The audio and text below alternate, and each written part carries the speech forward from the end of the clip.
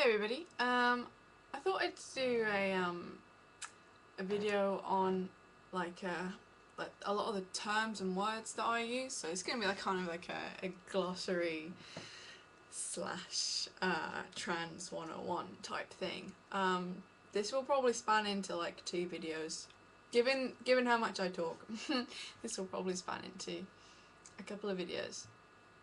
And this is a work in progress. If you disagree with anything that I've said particularly, then, you know, leave comments and, you know, I can go back and do a supplement video at a later date. Okay, so I'm going to start off with the word cisgender. So what is cisgender? Cisgender is when you identify with the gender you were assigned at birth. So somebody who was assigned female at birth as a gender, they agree with it and they say, yep, I'm female. Or I'm, you know, someone was assigned to male at birth and they were male.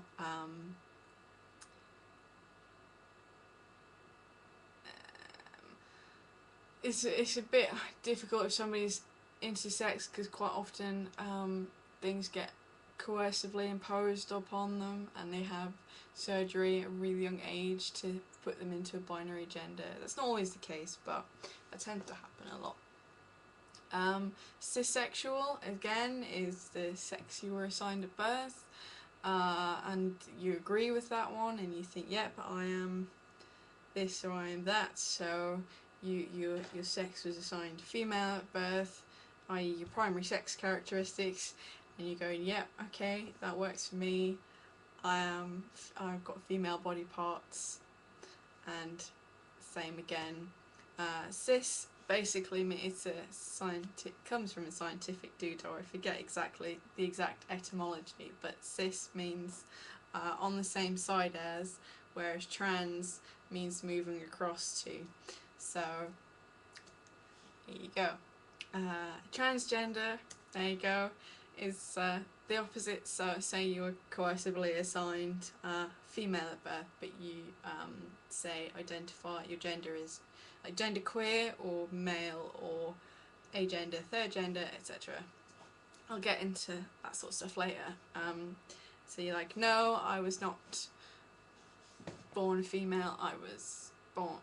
I'm trans. Like I'm genderqueer or etc. etc.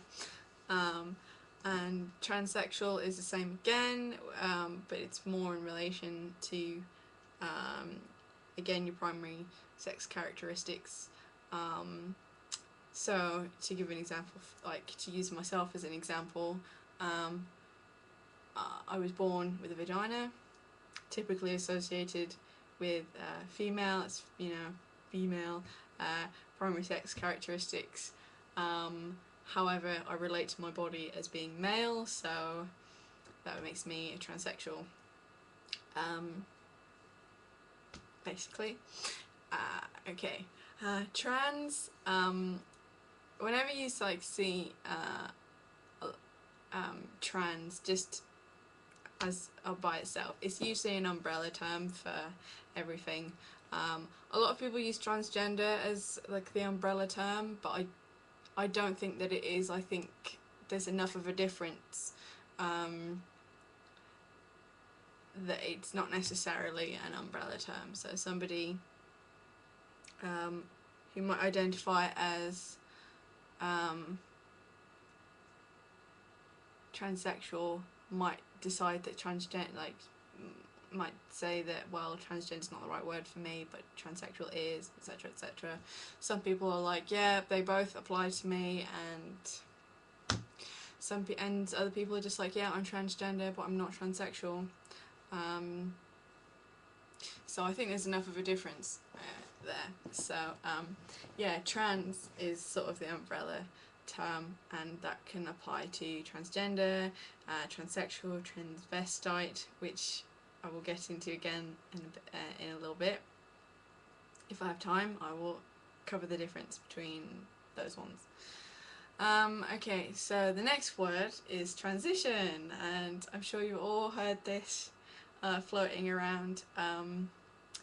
Basically, transition is, it doesn't have to involve hormones or surgery, and most people think it does, that in order to be like a true transsexual, you have to have had, be taking hormones or surgery, but that's not true.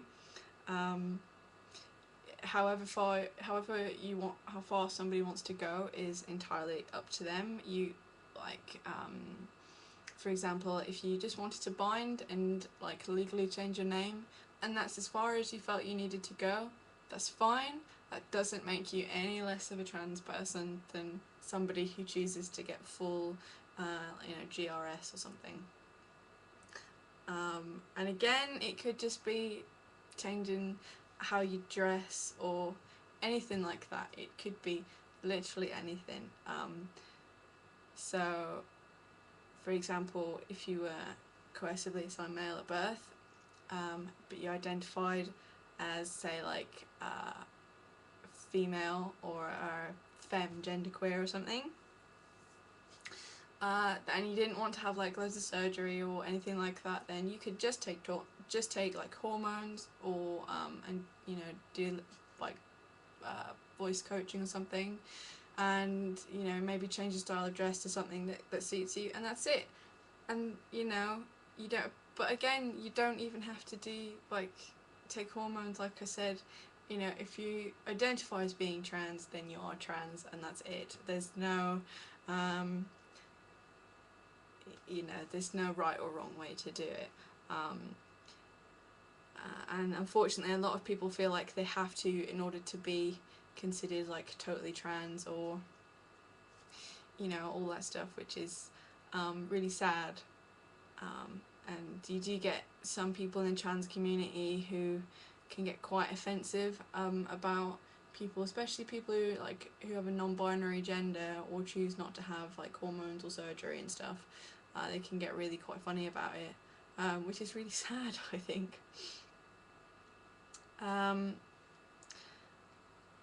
Okay, so I'm gonna dip into sexuality a little bit here, because it's not really related to being trans at all.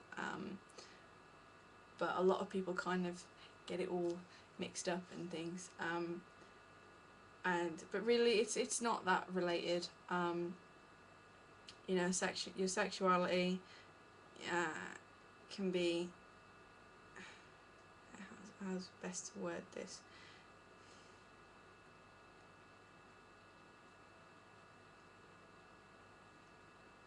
Say if you were again like assigned male at birth, but you're like, no, actually I'm a lesbian female, or I'm female and I happen to be a lesbian, then again, that's got nothing to do with having surgery or blah blah blah. I mean, that's just your sexuality, I guess. I'm not really explaining that one too well, but they're not necessarily related. Sometimes your sexual preferences can change when you take hormones, but again, that's not always the case, and that is really down to the individual.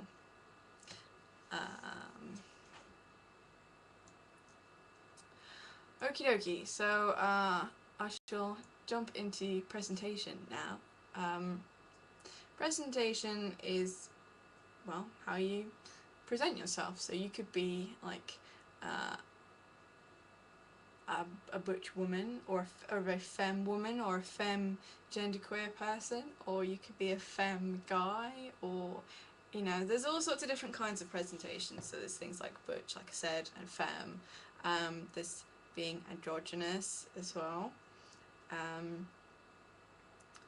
and all sorts of different types of presentation. And you can have a more masculine presentation, more femme, whatever. And I've just remembered something I was going to mention with the transsexual stuff. I mentioned genderqueer earlier, and you can also be sex queer as well. So you could be all like, well, identify as being you know, I relate to my body as being not male or female, etc., etc. So just thought I'd throw that in there. Yeah, sorry for the weird light change. It's because I've got the TV next to me.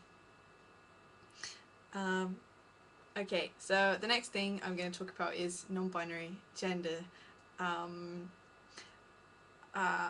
I think last year or a couple of years ago, sort of genderqueer was kind of the umbrella term for non-binary kind of identities, but it's not, again, it's not quite the right word. So usually just non-binary gender gets, you know, gets put out there, and that's the umbrella term these days. And non-binary gender can include, and I probably haven't listed them all, but genderqueer, third gender, agendered, gender fluid, gender neutral, metagendered, bigendered, trigendered, gender blended.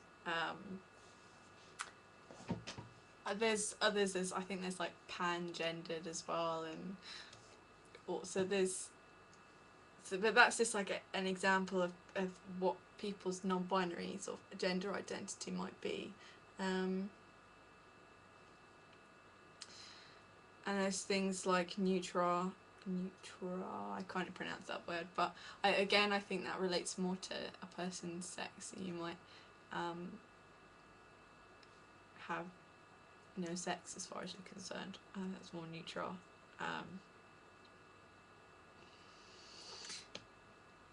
Okay, yeah, non-binary sex. Oh, I did make a think about this.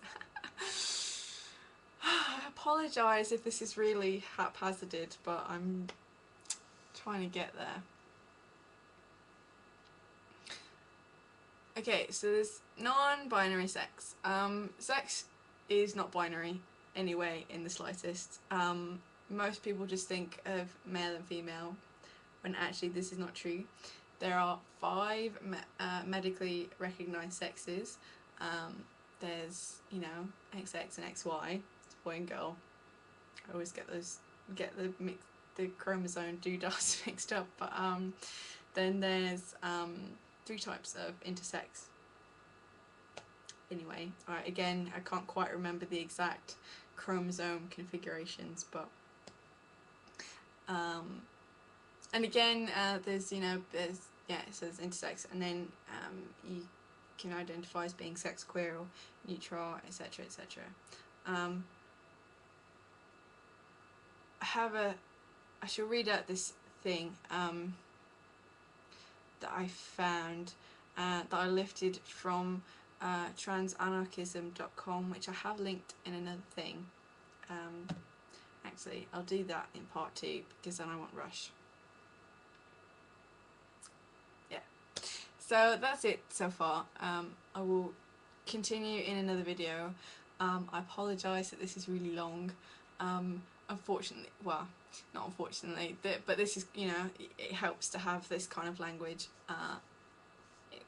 and learning more about trans stuff, I think. So I'm just kind of putting this out there because it took me ages to learn this, and yeah, so hopefully it will help somebody. Okay, so stay tuned for part 2, and I'll come back and I'll do the next part. So, ta-ta!